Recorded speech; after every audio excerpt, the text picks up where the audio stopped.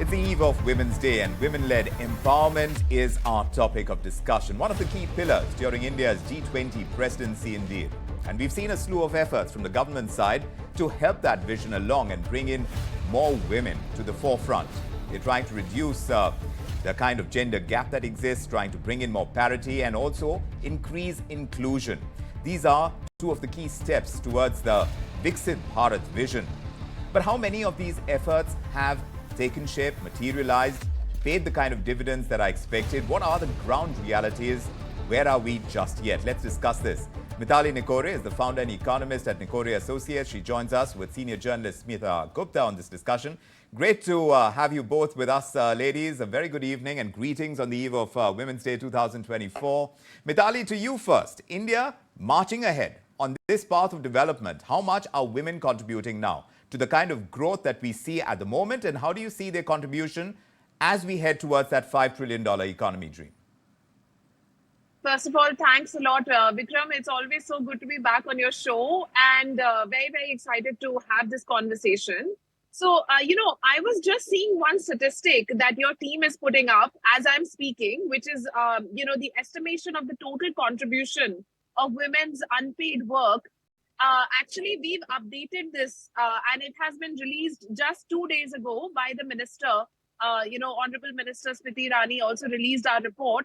We've now pegged this at 15 to 17% of GDP, far higher than the estimates that, were put out by SBI because of an update in the methodology and also some new data coming in. So, I just want to start this conversation by saying that Indian women today are, of course, far, far ahead of where they were a few decades ago. We know that Indian women today are participating in much larger numbers. The labor force participation rate has increased, to 37% from, a time when it was less than 20% in 2017.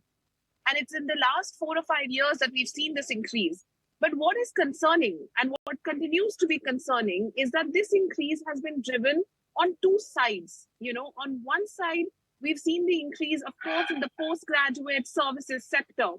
But on the other side, we've also seen an increase in the unpaid helpers and household enterprises in rural areas. So, while we can celebrate the increase in the postgraduate services sector, we also have to be concerned that we need to have more and more women coming into the manufacturing sector and into, good jobs in the rural economy as well.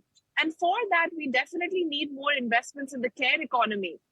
And that is something that the ministry is now emphasizing, and we've now come out with these estimates. So you will see a lot more investment in the care economy. And we'll get down to those moves at this point in time. Let me take it across to Smita Gupta as well. Ma'am, whether women are employees or they're in leadership positions at work, at an on-ground level, I want to understand from you, how are you seeing them tackle those traditional challenges, managing work and family life? Have the challenges in themselves, in a sense, developed as well? Well, for women, it's still tough going, and it's actually really a shame that 77 years after independence, there is really no level playing field for women. With a phrase that is constantly used about women when it comes to government policies is empowerment of women. But what precisely does one mean by empowerment of women? Surely after 77 years, there should be a level playing field. Women and men should be competing in the workplace and sharing work at home as well on an even platform. So in a sense, I find the word empowerment a bit of a joke in 2024.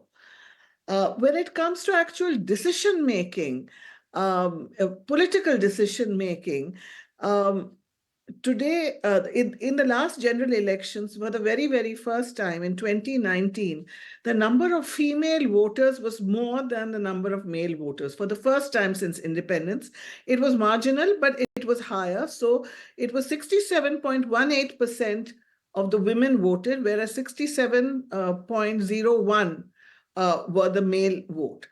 But contrast that with the fact that while women were contributing, they were doing their constitutional duty, going out and casting their votes. When it comes to the political arena, or where it comes actually to the question of decision making, women MPs in the Lok Sabha were just 78 out of 545, Yes. which is about 14.39% only. True. Uh, So, yes. Whereas we know that for the last 27 years, women have been fighting to get 33% Yes. of positions, both in the parliament as well as in the legislatures. That took a long time in the making. It was a long time in the making, and for it to come through has taken its time as well. But also from a sectoral perspective, and Mitali, do come in on this, women seem to be contributing the most in the services sector. Is that aligned with development stories in other leading economies? How is India different in the sectoral breakup of women in the workforce? So I think, Vikram, the big difference that we are seeing is that women are not entering the manufacturing sector at the level and the pace that we see in some of the other emerging economies. And, that is a matter of concern, and that is something that has been witnessed. If you look at, for example, East Asian economies like Vietnam or, in Japan or some of these other economies in Thailand, Indonesia, you do see a lot of women in the manufacturing sector, even in retail. Whereas in India, you don't see them in these sectors. So I think now the push is coming in. We are going to start seeing a lot more investment coming into the care economy. We are going to start seeing a lot more investment coming into, bringing in the child care infrastructure that's required, the elder care infrastructure that's required in order to facilitate women's labor force participation in, growing sectors and growing economies. And with this kind of effort towards women-led development, that is when we'll start to see, women's participation start to really increase. The second area, in which there has been a constraint, and now there is a lot of work that's starting to happen, is on gender responsive mobility and safer public spaces. Till now, we were seeing a situation where it was difficult for women to step out, and there's a lot of sexual harassment. The levels are very high. It's difficult to go for your job or for education at night. Now we are starting the conversation with a number of state governments and city authorities to actually mainstream these considerations in the very design of cities and public transport infrastructure. And as we do this, as we're pushing this, we're starting to see the impacts come in on those, micro experiments and, facilitating women's labor force participation. So I think that today, this is the one topic that I, Vikram, from a day in, day out perspective, I'm discussing on a, daily basis.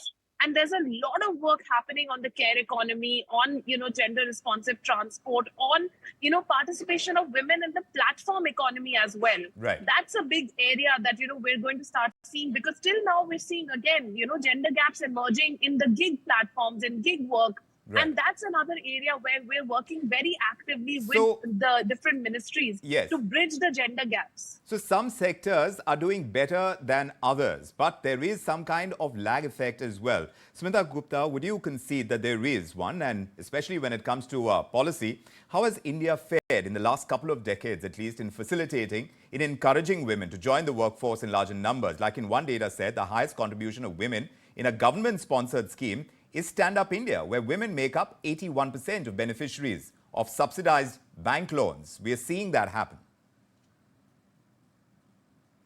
Well, to that, I'd like to say two things. One is that when it comes to,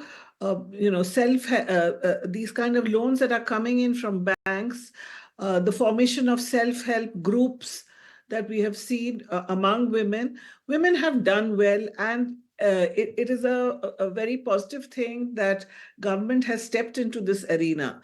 But I think that I just heard Mitali talking about the need for security for women, to make it possible for them to be in the workforce at all.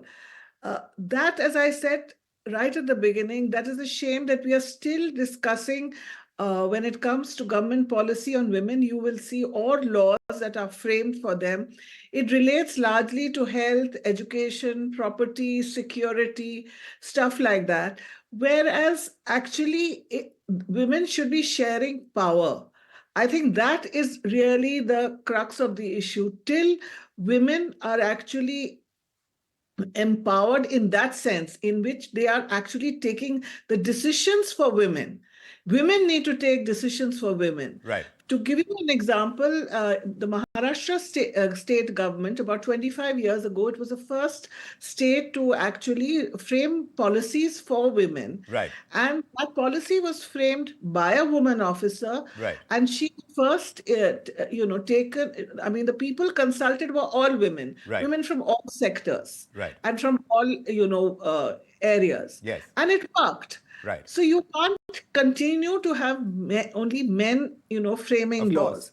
But like you're Yeah. pointing out, But- and both of you are kind of pointing towards, is about this kind of disparity, where we're talking about safety concerns, which would be something that is, considered as a base when it comes to women in an economy. There is also growing entrepreneurship in the country, Mitali. So the kind of importance that we're working towards, this gender parity in the workforce, the kind of issues that we are dealing with, reducing that gap, how do you reckon it will happen at a larger level where some of the base issues are kept behind and we go towards the larger, more meaningful issues? What do you say, Mitali?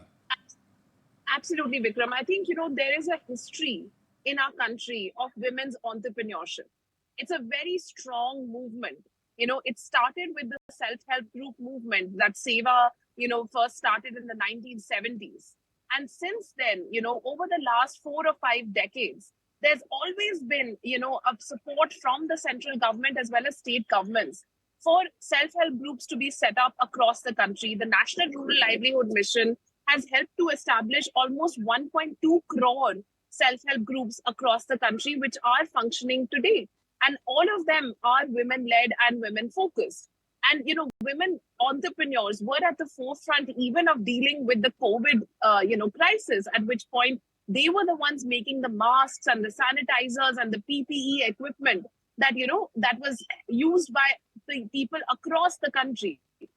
So I think, when it comes to entrepreneurship, and now when you look at some of the recent data, nearly a fifth of the new startups that have come up in the last 3 or 4 years have been women-led. And women have, of course, have been the largest beneficiaries of, as you mentioned, the Stand Up India loan, but also the Mudra loans, right? Nearly 70% of Mudra loans have gone to women. Yes. So at this point, women entrepreneurship is definitely a very large movement. It's a very, the National Rural Livelihood Mission is the largest movement. But at the same time, women entrepreneurs also need support. And that is something that we're working towards. In that sense, more support is coming their way. There is substantiveness to that. And we are seeing the numbers also starting to slowly reflect that. But of course, there is that much more democratization, if you will, within the entire women workforce. And whether or not we can bridge the gap soon enough is going to be an important ask to build that $5 trillion economy dream. I want to thank my guests, Smita Gupta and Mitali, for joining us on this discussion. That's all the time that we have for this particular discussion. We'll have to take a very quick break. But ladies, thank you very much and happy Women's Day to you.